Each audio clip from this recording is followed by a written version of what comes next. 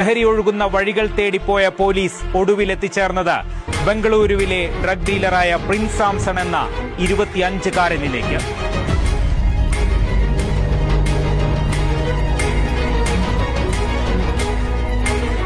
ലഹരി വിൽപ്പന കേന്ദ്രത്തിലെത്തി പ്രിൻസിനെ പിടികൂടുക എന്നത് അത്ര എളുപ്പമുള്ള കാര്യമല്ലായിരുന്നു കേരള പോലീസിന്.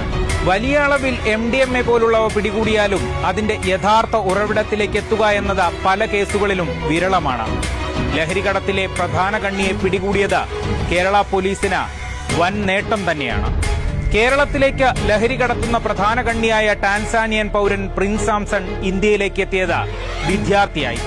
ബംഗളൂരുവിൽ സർക്കാർ കോളേജിൽ BCA പഠിക്കാനാണ് പ്രിൻസ് സാംസൺ രാജ്യത്തെത്തിയത്. വല്ലപ്പോഴും മാത്രം ക്ലാസ്സിൽ പോയിരുന്ന പ്രിൻസ് സെമസ്റ്റർ പരീക്ഷകളിൽ ഭൂരിഭാഗത്തിലും പരാജയപ്പെട്ടിരുന്നു.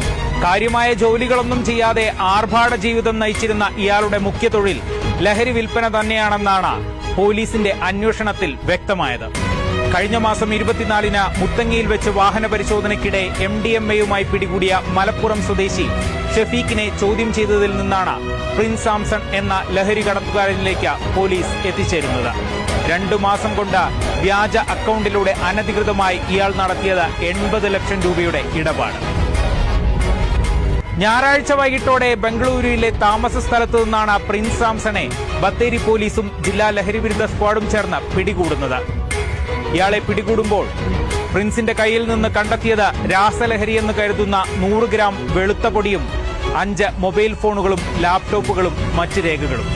സംസ്ഥാനത്തേക്ക് MDMA അടക്കമുള്ള രാസലഹരി എത്തിക്കുന്നതിനായി മലയാളികൾ അടക്കമുള്ള വൻ സംഘം തന്നെ ഇയാൾക്ക് പിന്നിലുണ്ടെന്നും പോലീസ് സംശയിക്കുന്നുണ്ട്. ലഹരികടത്തിന്റെ കൂടുതൽ ഉറവിടങ്ങളിലേക്ക് പ്രിൻസ് സാംസണിലൂടെ എത്താനാവുമെന്നാണ് പോലീസിന്റെ പ്രതീക്ഷ. അല്പം വൈകിയെങ്കിലും ലഹരി മാഫിയയെ തകർക്കാൻ പോലീസ് ഇറങ്ങിത്തിരിച്ചത് ആശ്വാസമാണ്.